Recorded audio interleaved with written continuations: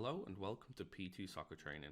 Today's session is made for the beginners and the topic is passing accuracy. To start, within a 24 by 24 yard grid, all the players will have a ball and a partner. Player 1 kicks their ball and player 2 must try and kick their ball and hit player 1's ball. If player 2 hits the ball, then they will get a point. If not, then player 1 takes the next turn and tries to hit player 2's ball. The players will take turns and play for around 2 minutes, rotate partners, and play maybe a couple more times. To progress this, you can place one ball in the centre of the grid, and players are spaced around the outside and must try to hit the centre ball. All players are going at the same time and going for the same ball, and if you fail to hit the ball, you must recollect your ball, go to a different place on the outside, and try again.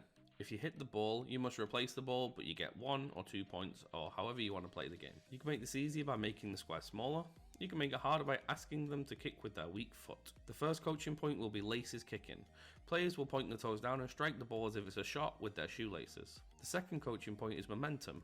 Players will start one step back from the ball and then they should step, kick, step to make sure that the power has gone through and they've followed through the ball. In the next part of our session, in a 36 by 24 yard grid, you can divide it into 3 smaller rectangles. Divide your team into 4 teams and put 1 in each rectangle. Players must stand on a fixed spot. There'll be defenders inside the rectangle. That leaves 1 team of dribblers.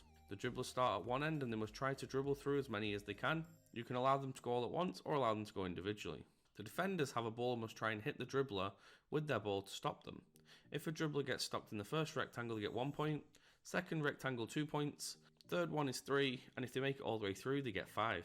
Once a team has ran through, we can go to a new team and keep it going until all teams have gone. You can make it easy by allowing the defenders to move from their spot. You can make it harder by having the defenders stand on one side of the rectangle. The first coaching point is anticipation. Defenders should try and predict where the ball is going to go and where they're going to aim at. The second coaching point is follow through. As they kick, ask your defenders to show the bottom of their shoe to the person they're kicking towards to ensure that the maximum power is going to the ball. In the last part of our session, it's scrimmage time. On a 30 by 20 field with a goal at each end, we're going to play no goalkeepers and we're going to try to balance the teams the best as possible. We recommend playing 3v3, but if you have an uneven number, place the extra player on the team with the least experienced players. The goal is to have all the players involved in kicking the ball or involved in the game as much as possible. To keep the game flowing, have lots of soccer balls around the edge of the field so that when the ball goes out we can restart nice and quickly. And try and find moments within the scrimmage to reiterate the points that you've worked on throughout the session. Keep these clear and concise and try and stop the game as least as possible. Thank you very much for watching. For all of our curriculum and for more videos just like this, you can visit us on our various social medias or visit us on p2.soccer.